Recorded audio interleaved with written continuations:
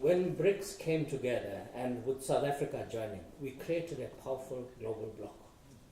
It's a powerful group of countries that has made a major impact on global geopolitics, geoeconomics. And it continues, despite I'm glad you mentioned the Toronto Centre, because when I was at the last Sherpa meeting at the end of November in Changsha, where we formally were handed the chairship of Brics, I raised this very sharply at the Sherpa meeting. I said, with all due respect to the outfit in Toronto, they're doing good work, and we appreciate the focus on Brics from a country that's not part of the Brics family. But why is this not happening from within our own midst? Why do I have to get annually a document from Toronto measuring how we have implemented our summit decisions and asking me to comment on the document? I don't comment on it because I have no problem with Toronto doing it. The more focus we can get from the international community on the Brics, it's good. But why are we not doing it? And I pose this as a challenge to our academics, to our think tanks, to our institutions, our students, that we are now 10 years into the Brics family, entering a second decade of cooperation, and I believe not enough is being done. Brics is not just about intergovernment cooperation. You spoke about nations, you spoke about countries. Brics is beyond just us meeting as governments and focusing on the various focus areas we have. Now, just to refresh our memory, we became part of Brics as of the summit in 2011 when China hosted in Sanya. We then, in 2013, hosted the first summit. And South Africa was very clear what we wanted from Brics. We went into that summit with a clear strategy that was approved by Cabinet. At that stage, that strategy was only consulted intergovernmentally because it was a request from Cabinet that we're going to chair Brics, but what is it do we want from it? We must put national interest first in whatever we do. You know, people criticize Trump for saying America first. We all do that in international relations. If you take the smallest political unit, a family, you first take care of your family before you start taking care of your neighbors and friends. That is the nature of politics. So if we don't advance our national interest and the interest of the African continent within Brics, we shouldn't be in Brics. And that's the standpoint we started from. We consulted, developed a strategy which informed our chairship of Brics in 2013. And we were very focused what we wanted to achieve. We had four strategic focus areas for our chairship. Firstly, we realized that we needed an independent Brics think tank from all of the countries to start focusing on research that would add value and help us as government in terms of policy formulation and decision. So we said we want to launch a Brics think tank council. Secondly, we said that the business sector is an important driver of Brics cooperation, and they must be given a space to do that. So we need to organize. So we said we'll secondly form the Brics Business Council. Thirdly, we had started in 2012 an informal discussion, initially between India and South Africa, between former Prime Minister Manmohan Singh and President Zuma, to say, why can't we pool our resources, financial resources, and create an entity that can service our needs in terms of our development paradigm. So we said, at the summit in Durban, we must get a decision on the Brics Bank. That was our third priority. And fourthly, we said that Brics can't be a closed shop. It can't be just about the 5 countries, because the issues we are projecting on the global scene, be it political, economic, financial, whatever, if we want to really impact and reorder the global paradigm as it exists, we must do so in partnership, that Brics is open to partnership. So we proposed the idea of an outreach. It never happened before that. So that was our fourth objective. We delivered on all 4. You had a decision on the Brics Bank. If you look at the Durban Declaration, the Etiquette Declaration, it says very clearly we task our finance ministers to look at the feasibility and viability of establishing a BRICS-led bank. That was there. Secondly, we launched the BRICS Business Council, with 5 council members from each country forming a board of 25. Thirdly, we launched the BRICS Think Tank Council. We formalized that. And fourthly, the first ever outreach that was held between various other structures within the various ministerial tracks that's happening. One of the ideas we put forward was to create, firstly, a virtual vaccine research center. Again, you have countries like China, India, Brazil, very strong in the pharmaceutical sector, very strong in terms of R&D in this area.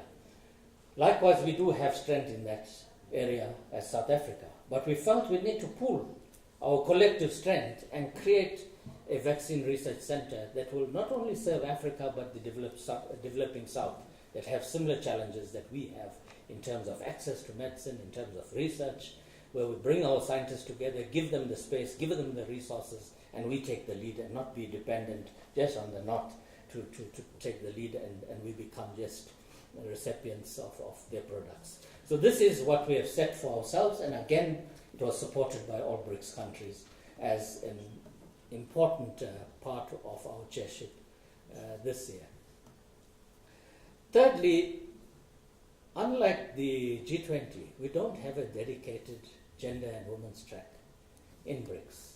Now, of course, it's been a subject of discussion, but we felt now we need to formalize a dedicated track that will focus on cooperation amongst ourselves on issues of gender mainstreaming and women empowerment. So that's something that's also been readily accepted. So that will be another major focus area. Russia has put forward the idea of a women's business council.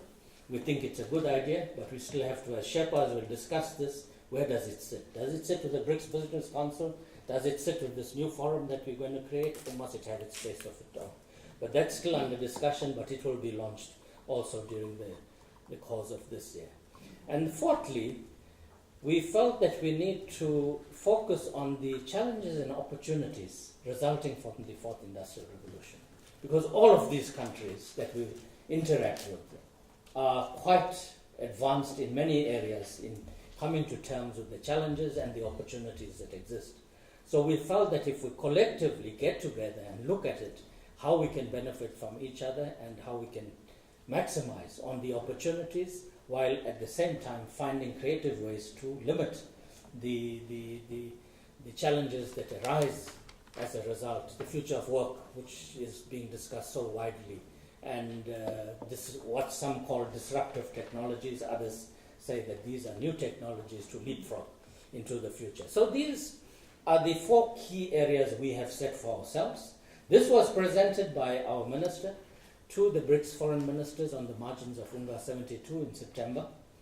I presented it to the Sherpa meeting at the end of November in Changsha in China, and we've got total support from our BRICS partners on the focus area. Of course, we will continue with the outreach like we did in 2013 with an Africa focus. But there was an appeal from some of the BRICS partners that we look beyond Africa.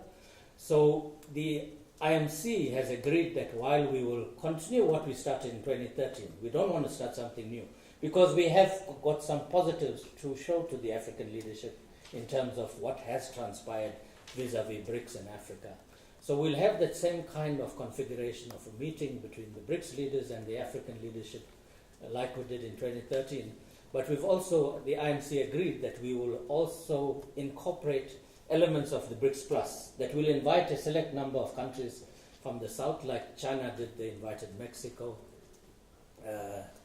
Thailand, Vietnam, about 4 or 5 countries, Egypt, to the outreach that they had. So we haven't decided yet on the countries of the south, the number we'll invite and who will invite, and the criteria, because we have a very set criteria on how we invite from the African continent, a formula we discussed with the AU in 2013 and agreed upon, so we'll continue in the same vein. So, colleagues, these are the key focus area. Now, these have been shared with all of our BRICS partners. We have also been very proactive in terms of the calendar of events. we sent out the full calendar of events for our Brics Chairship. I think it was the end of December or first week of January. No other Brics country has done this. Shared the calendar of events so early. We got the calendar of events for China at the end of Feb last year. So we have set a new pace in terms of ensuring that we give all of our partners a clear view of what's going to happen between now and the end of the year. Even though the summit will happen in July, and we had various reasons why we had to settle for July. As you know, in March, Russia has general elections. In October, Brazil has general elections. So we had to consult and find a date that accommodates everyone. And fortunately, all heads of state, President Zuma has already invited. Invitations went out early in January, and we've got confirmation from nearly all of the heads of state that they will attend the summit in South Africa. Now, the calendar of events, in total, China hosted about 100 plus meetings last year. This will give you the scope of how Brics has expanded in terms of cooperation. I know that in 2013, we hosted about just around 50 or so meetings. This year, we'll host close to 100 plus meetings. So it will show you in a matter of a short period of time, the level of cooperation has expanded so dramatically. This is good, but at the same time, it has its challenges in terms of how we keep track.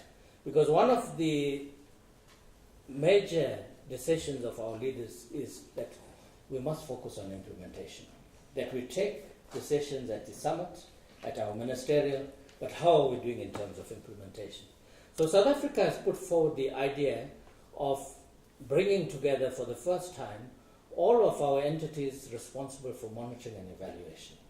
Now, some countries are not happy with this term, monitoring and evaluation, so we'll have to discuss this and find a more neutral term. Within the G20, they have what they call the CAR, the Comprehensive Accountability Report, that happens every 3 years. Now, we haven't had an accountability report within Brics, but what we do have is a handover report, which outlines what the current chair has done over the past year. Are there still any outstanding issues, which is then handed to the incoming chair? And China gave us that report at the end of November. But that report and that system was pioneered by South Africa. We were the first to put together a handover report at the end of our tenure in 2013 and handed over to Brazil a report showing what we did, what was achieved, and what is still outstanding for the new chair to take forward. So that's been in place since 2013, as I said, introduced by us. So in many ways, we have been very innovative in terms of leading on some of what has happened within the Brics. So we believe that our chairship provides us an opportunity in all of these ministerial tracks. There are about 18 ministerial tracks. And there's a lot of work going on, a lot of cooperation. Some very practical things are happening in the agricultural track, for example, in the health track. Very practical cooperation taking place. One of the things we did at the end of last year, we found that the think tank and academic forum is working in one compartment, and our business is working in another compartment, and government in another compartment. So we took the initiative to bring all together, because research should be generated not only from government. The Business Council, I said, you must use this facility that we have. You must interact. Prof. Arisitas, who leads that process, I called him, I called Dr. Survey, who leads the Brics Business Council. DTI was there, and ourselves and 2 or 3 other departments came. We had a workshop, and we agreed there must be synergy between what we are doing, and we need to interface more closely between each other so that we don't work in compartments and we all suffer as a result. So we had that first workshop, and we have a second workshop now next week Friday again with all of these entities. But what you are already seeing is that the Business Council is now utilizing the Think Tank Council and our academic forum to task them on some of the areas they need research done. We need to do much more in terms of the Think Tank Council and the academic forum in South Africa. But that is being led by the Department of Higher Education together with the Think Tank Council chair and our Brics research entity, the NIHSS, houses that. I think we need to strengthen that facility. If you look at what is happening in our fellow Brics countries in that space, we are far behind. Unfortunately, we are far behind. We've taken the initiative to visit some universities, to speak to them. I was at Western Cape at the end of last year, and I was amazed. Quite a bit of research is being done on the Brics, on the Indian Ocean Rim, and we're not aware of it. Because again, we work in silos. So I'm hoping that we can, when we start planning our workshops around the academic forum, the think tank forum, that we can be inclusive. We need to encourage new scholarship, new thinking.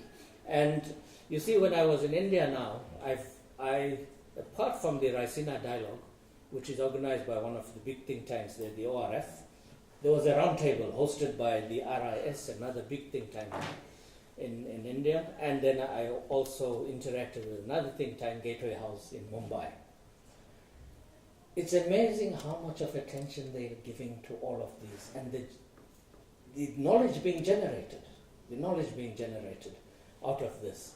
And the question came to my mind, why it's not happening in South Africa? We need to up the game a bit on this area, and I hope this year will provide us that opportunity to look at the collaboration that we can have, not just with the Brics partners, but amongst ourselves as academics. What more can we do as think tanks in terms of strengthening this entity that is there, created by Department of Higher Education. Business Council is working fairly well. Each country has its focus area, and we have various working groups under the Business Council. I must say I'm quite pleased when I interact with the Business Council. That is moving very well. You can see annually when the leaders meet, and on the margins of that you have the Business Forum. It's quite a vibrant forum. All your movers and shakers from all of these countries, your big business that matter, that's an opportunity. They will be descending here in South Africa. What we do in terms of our private sector preparedness in interacting with them and leveraging opportunities is left up to us. So how we maximize that opportunity, again, depends on the preparation we make between now and the summit in July. So in terms of our objectives, in terms of our preparation, we're quite well on board. We have our first Sherpa meeting on the 4th to 6th of February in Cape Town. All of the Brics country Sherpas will be here. And our program focuses on those areas that I have spoken on. Each of the lead departments will present a paper, especially, for example, on women and gender empowerment. Minister in the presidency responsible for women. They are drafting the concept paper. We've invited them to come speak to us on the fourth industrial revolution. We've got Dr. Bernie Fanov, who's done a lot of work on this from the DST. We've invited the new development bank, the vice president, because the new development bank has also got this as a focus area, coincidentally. And this I only discovered when I was at the last Sherpa meeting and when I spoke of our priorities.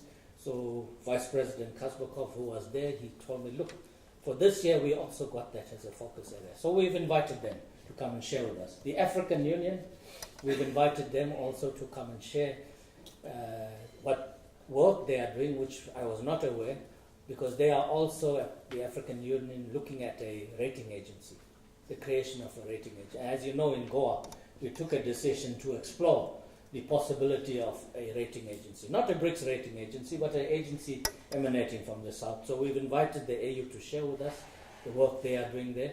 So we've invited a number of experts covering all of the key areas that I've spoken to you. Dr. Survey will come and speak to us about the plans of the Business Council and the program for the year. Prof. Ari Sitas will come and speak to us about the plans of the Think Tank Council and the Academic Forum and what is being planned for the year. So at the end of that Sherpa meeting, we will be fully informed of what we intend to do during this chairship and what we hope to achieve at the end of our tenure, at the end of December this year. I'm quite optimistic that we are on track, but we can only be on track if we are inclusive. So when I speak of Brics, I speak of all of us. All three tracks that I've mentioned have to work in tandem with each other as Team South Africa to take full advantage of this opportunity. And this BRICS Summit is the only high-profile event South Africa will host this year, international event. And you know, the BRICS Summit gets a major attention from the global media. In 2013, we had over 1,000 plus media persons in 2013. Now, South Africa is an exciting place to be now at the present time. You can rest assured you'll have even more media descending here in July to see what is happening in South Africa and where this configuration is going. You know, it's quite obvious that when you look at what we have achieved in BRICS, I think we have made modest achievement, but the stamp of BRICS on the global scene is there. You cannot ignore it. You cannot ignore it. We have now coordinated with our permanent representatives at New York, Geneva, Vienna, where we release joint statements. We started that practice last year. We released statements. The chair of the group, which was China, read out a statement on all of BRICS countries on issues of global significance. We have also agreed now that we meet on the margins as officials, on the margins of G20. We started that last year under China. We will continue that this year. When the G20 meet, we meet at BRICS countries. Because when G20 meet, the G7 meets quietly. EU meets quietly. But how do you know that they are meeting? Because when they take the floor, they have a coordinated position. Be it the EU or the G7. They have a very coordinated position. So likewise, we should have a coordinated position. BRICS is extremely transparent. You know, very often I get colleagues from the ambassadors from European countries, EU, coming to find out about what we are doing in BRICS, and I share very openly. I tell them, this is what is happening in BRICS. BRICS is not a secret project. It is not in competition with any global body or entity, and we were very clear from the outset, our membership of BRICS, or any minilateral forum that we are party to, is to make sure we underpin and enhance the multilateral system, but not to weaken it, but there to see how we can advance multilateralism and strengthen the global multilateral institutions. That's the key reason why we are part of all of these bodies. We are privileged to be part of it, but at the same time, it must not undermine the global systems of governance. But it must be used effectively to change the current structure that we have. We live in a very changed global reality. Africa, by 2030, will be close to 1.7 billion people, Africa. But 2030 is around the corner. It's around the corner. And by 2050, 4 of your BRICS countries will be in the top 10 global economies. If you look at the recent reports released by a number of think tanks and global bodies, China largest, India second, USA third, Indonesia fourth, Brazil fifth, Russia sixth. We are expected to rank in the top 30 at number 27. If all go well, I think we could be even stronger. We have the potential for that. But again, you are looking at countries that are going to dramatically reshape the global order. By 2035, the E7, as they call it, emerging 7, from the south, the GDP of the E7 will be twice that of the G7. That's 2035 around the corner. You can still remember the turn of the millennium, not long ago. So how do we ensure that we constantly refresh ourselves and take advantage of the opportunities in being in this configuration? We shouldn't be in this configuration because it feels nice. We're part of a powerful bloc. We get cited very often now in terms of BRICS countries, so forth. It's good for our ego, I suppose, but it's not about that. How does it matter in terms of bread and butter? How does it address the triple challenges we have in South Africa? And how can we leverage the opportunities to advance our own national interest, to grow our economy, and to get rid of poverty and underdevelopment? You know, when we were in the G20 summit in China 2 years ago, the president of the World Bank reminded us that as recently as 1982, 81% of China lived below the poverty line. 1982. You would have seen President Xi's statement, New Year statement, that by 2020 China will have zero poverty. It's under 4% at the present time. And that is a remarkable, remarkable achievement. How can we benefit from this? And we can. I'm just using this as one of the examples where our association with these countries can benefit us tremendously if we take advantage of the opportunities that are there. I keep saying this because being part of the Brics for many years now, one of my frustrations is that we are not taking full advantage of what is on offer on the table. And I believe that we have all of the ingredients. We're the smallest partner in the Brics configuration. But let me tell you, we punch well above our weight. Whenever there's, and I'm speaking from experience, I've said this on global platforms, my Chinese, Indian counterparts, Russians, whenever we are stuck on negotiations, and I can tell you the negotiations are very rough, despite the fact that we are close partners, the negotiations are very rough, because everyone wants to ensure that their point of view is there. Whenever there's a logjam, there's one country that breaks that. They all come to South Africa. India and China will grapple over an issue. They may not come to terms eye to eye with it, but they call upon South Africa to mediate, and we have done that. And that's the value we bring into the Brics as well, that amongst these major players, and they are major heavyweights there, but we shouldn't underestimate our strength. We are also a heavyweight in a different kind of way. And I think that is appreciated by all of our Brics partners.